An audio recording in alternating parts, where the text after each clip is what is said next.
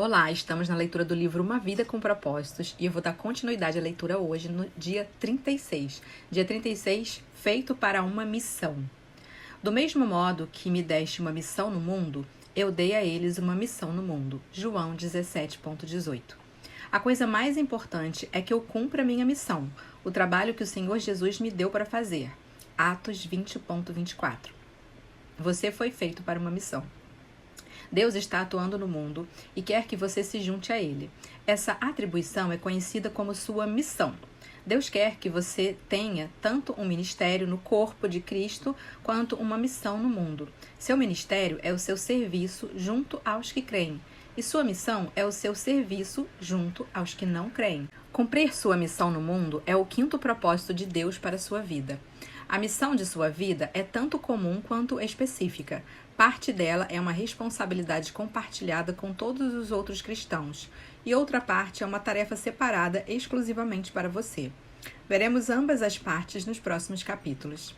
A palavra missão tem sua raiz na palavra latina para remeter ou enviar. Ser cristão inclui ser enviado ao mundo como representante de Jesus Cristo.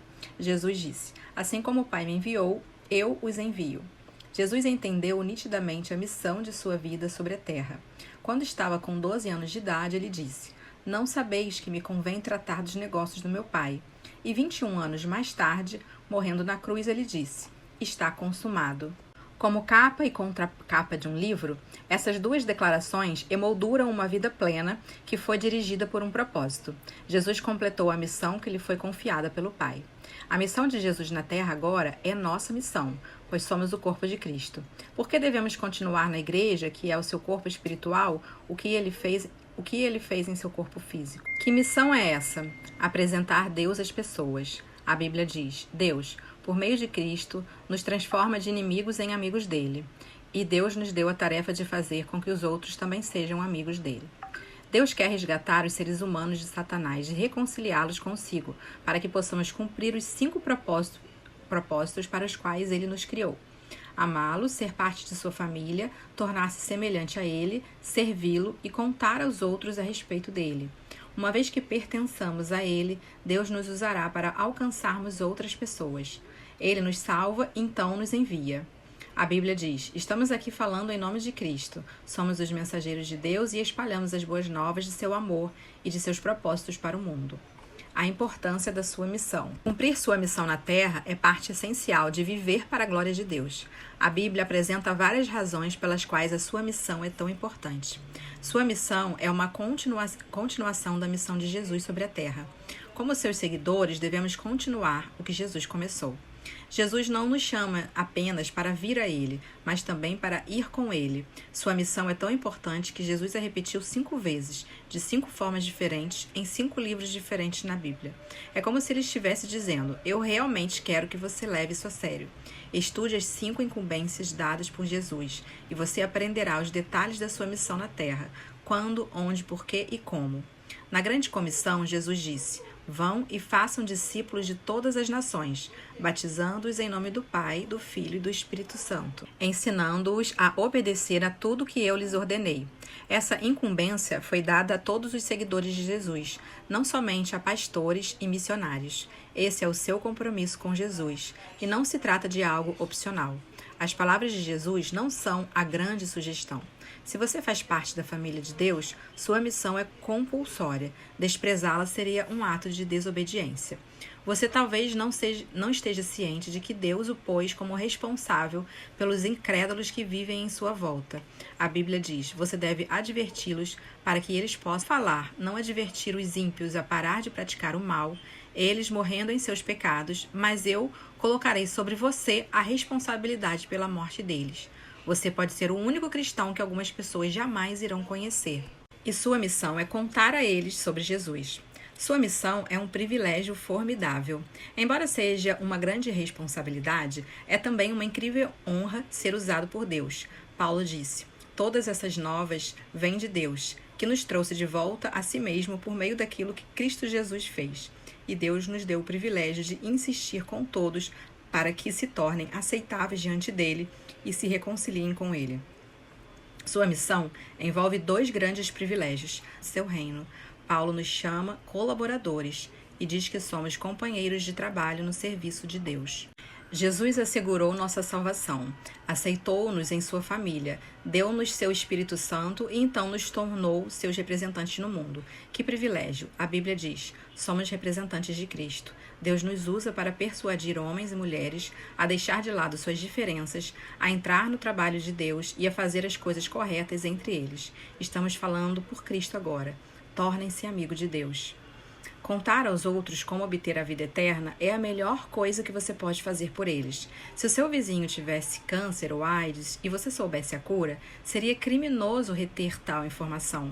Ainda pior seria guardar segredo sobre o caminho para o perdão, o propósito, a paz e a vida eterna.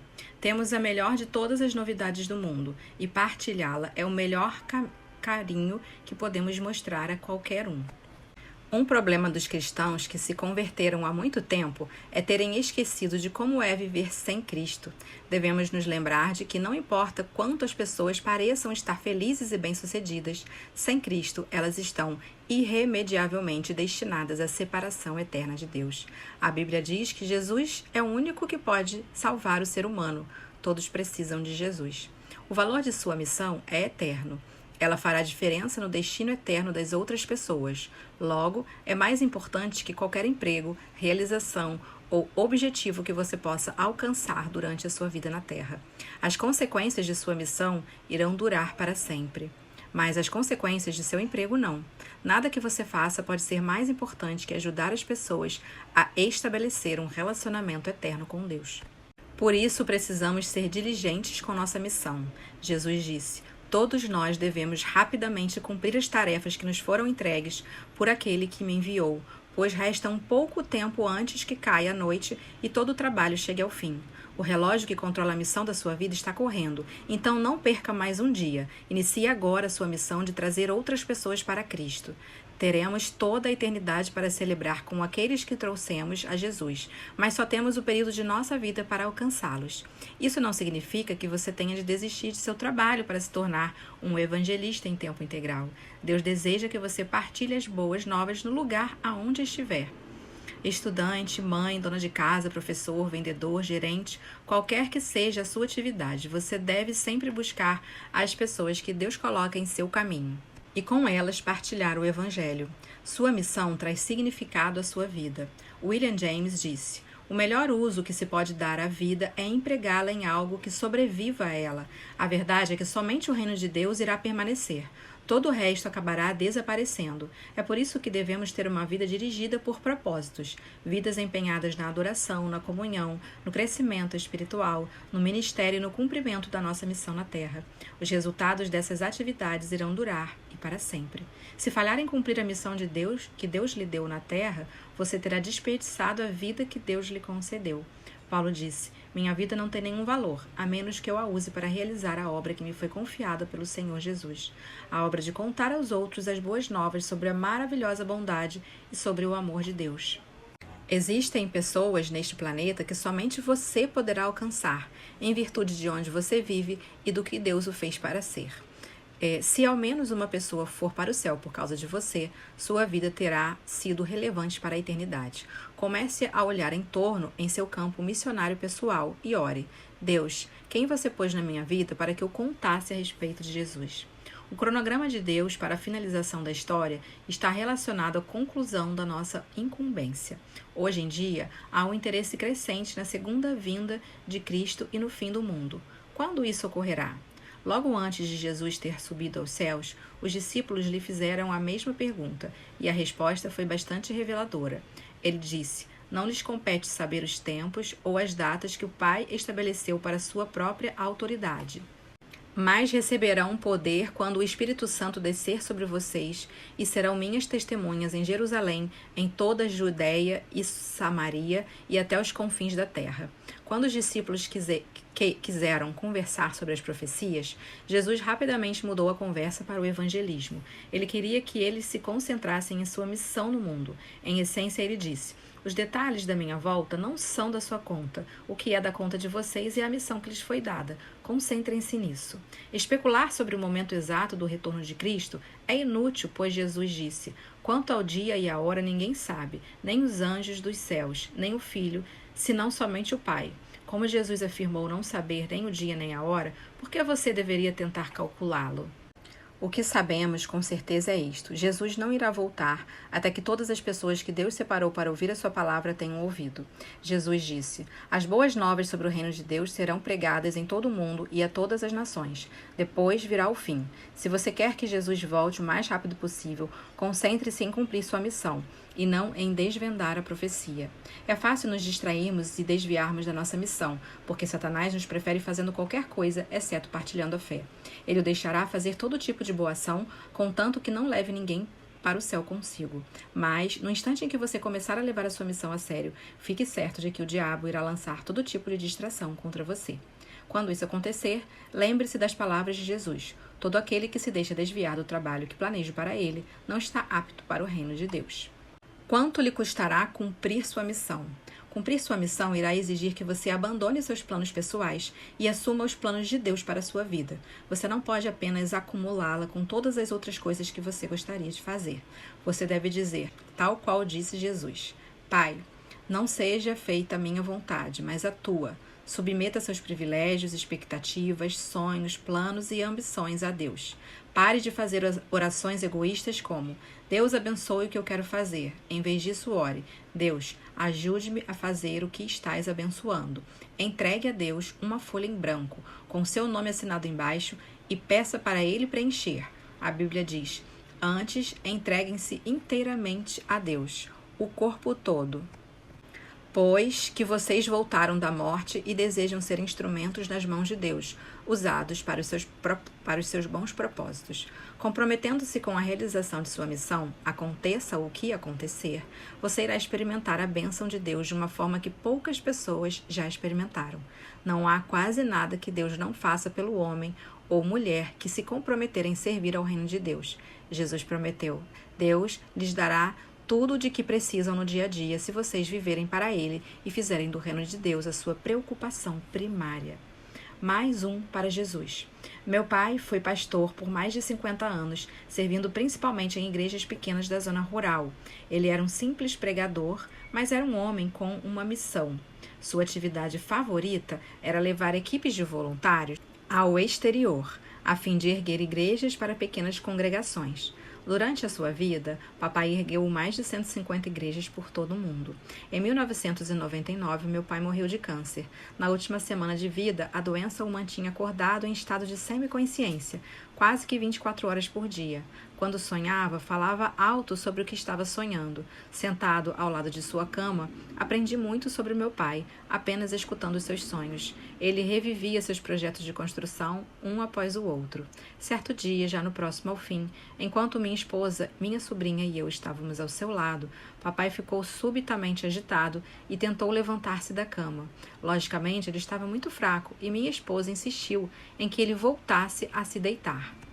Mas ele insistia em sair da cama. Então, minha esposa acabou por perguntar: Jimmy, o que você está querendo fazer? E ele respondeu: tenho de salvar mais um para Jesus. Tenho de salvar mais um para Jesus.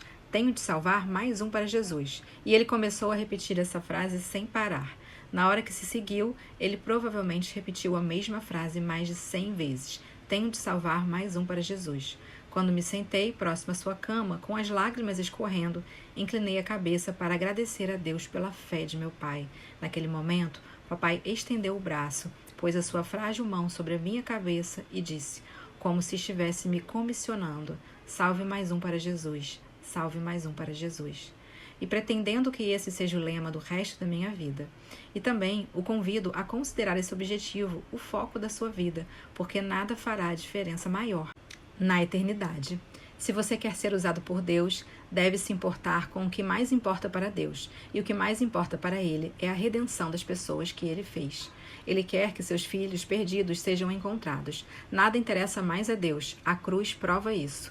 Oro para que você esteja sempre atento, a fim de alcançar mais um para Jesus, de maneira que, no dia em que você estiver diante de Deus, você possa dizer: missão cumprida.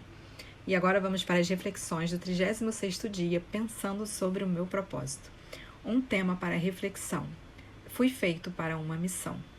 Um versículo para memorizar. Portanto, vão e façam discípulos de todas as nações, batizando-os em nome do Pai e do Filho e do Espírito Santo, ensinando-os a obedecer a tudo que eu lhes ordenei, e eu estarei sempre com vocês até o fim dos tempos. Mateus 28,19,20. Uma pergunta para meditar. Que temores me impedem de cumprir a missão da qual fui incumbido por Deus? O que me impede de contar aos outros as boas novas? Por hoje é isso e nos vemos amanhã no dia 37.